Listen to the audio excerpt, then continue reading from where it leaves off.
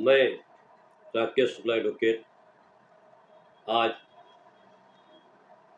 आप लोगों के समक्ष एनडीपीएस एक्ट की धारा 52A व स्टैंडिंग ऑर्डर 1/1989 के बारे में चर्चा करने के लिए उपस्थित हुआ हूँ। एनडीपीएस की धारा 52A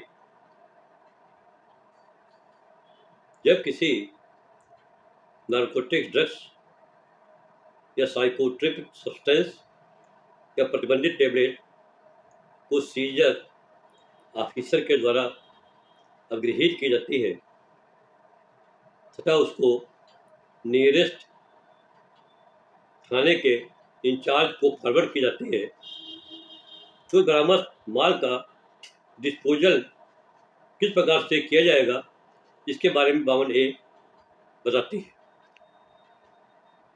जब कोई माल सीजर ऑफिसर के द्वारा अग्रहीत कर थाना इंचार्ज को भेजी जाती है तो उसकी एक इन्वेंट्री तालिका तैयार की जाती है। उसमें बरामद माल का वर्णन, क्वालिटी, परिमाण, पैकिंग करने के ढंग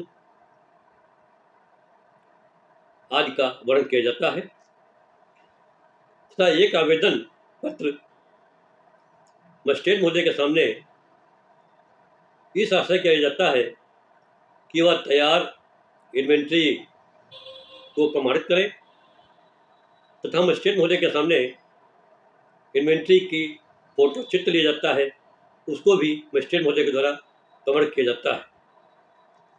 तो इसी प्रकार से एक आवेदन जो माल बरामद है उससे रिप्रेजेंटेटिव सैंपल लेने के लिए मजिस्ट्रेट महोदय को आवेदन पत्र दिया जाता है।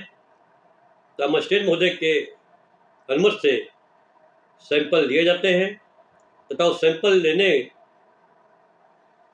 के बाद मजिस्ट्रेट महोदय उस सूची को प्रमाणित करते हैं तब वही सैंपल एक फॉरेन साइंस लेबोरेटरी को भेजा जाता है। जब 52A की कार्रवाई हो जाती है तो वो प्राइमरी एविडेंस बन जाती है।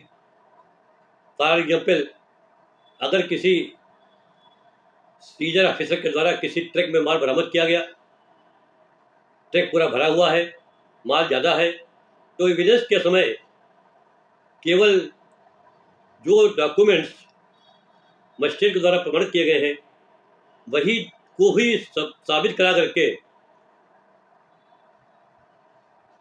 केस को सिद्ध किया जा सकता है, माल को पेश करने का आवश्यकता नहीं पड़ती।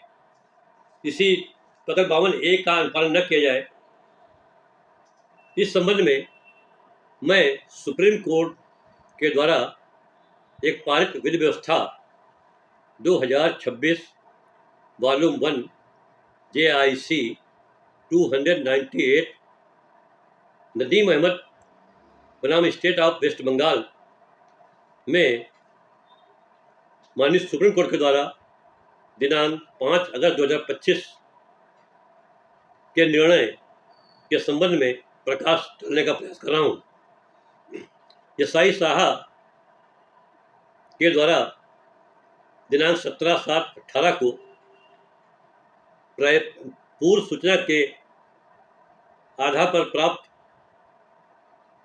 2 व्यक्तियों अमित दत्ता को व नदीम अहमद को गिरफ्तार किया जाता है तथा उनके पास से 130 ग्राम अमित दत्ता के पास से व नदीम अहमद के पास से 125 ग्राम हेरोइन प्राप्त की जाती है। सीजर महोदय के द्वारा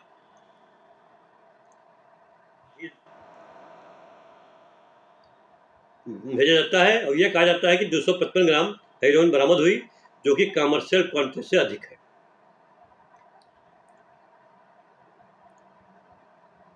मामले की विवेचना होती है, सैंपल भेजे जाते हैं फैसल में, रिपोर्ट पॉजिटिव आती है, चार्जशीट सेशन न्यायालय में दाखिल हो जाती है। सेशन न्यायालय के द्वारा NDPS एक्ट की धारा 21C और 29 के अंतर्गत दोनों अभियुक्तों को 10-10 वर्ष की सजा व 10-10 हज़ार जुर्माने की सजा दी जाती है। नदीम अहमद के द्वारा 1183 दिन के विलंब से दंड प्रक्रिया संहिता की धारा 374(2) के अंतर्गत एक अपील माननीय उच्च न्यायालय कलकत्ता के समक्ष प्रस्तुत की जाती है, जिसको माननीय उच्च न्यायालय के द्वारा दिले के आधार पर निरस्त कर दी जाती है तथा यह भी कहा जाता है कि अमित दत्ता की भी अपील निरस्त की जा चुकी है। नदीम अहमद के द्वारा स्पेशल लीव पिटीशन के माध्यम से माननीय सुप्रीम कोर्ट के समक्ष अपील की जाती है। माननीय सुप्रीम कोर्ट के द्वारा नदीम अहमद के द्वारा फाइल की गई अपील को इस आधार पर कि नदीम अहमद जेल सजा के बाद जेल में रहा है तो उसको फाइनेंशियल क्राइसिस थी, इस कारण विलंब को माननीय उच्च न्यायालय को माफ करना चाहिए था।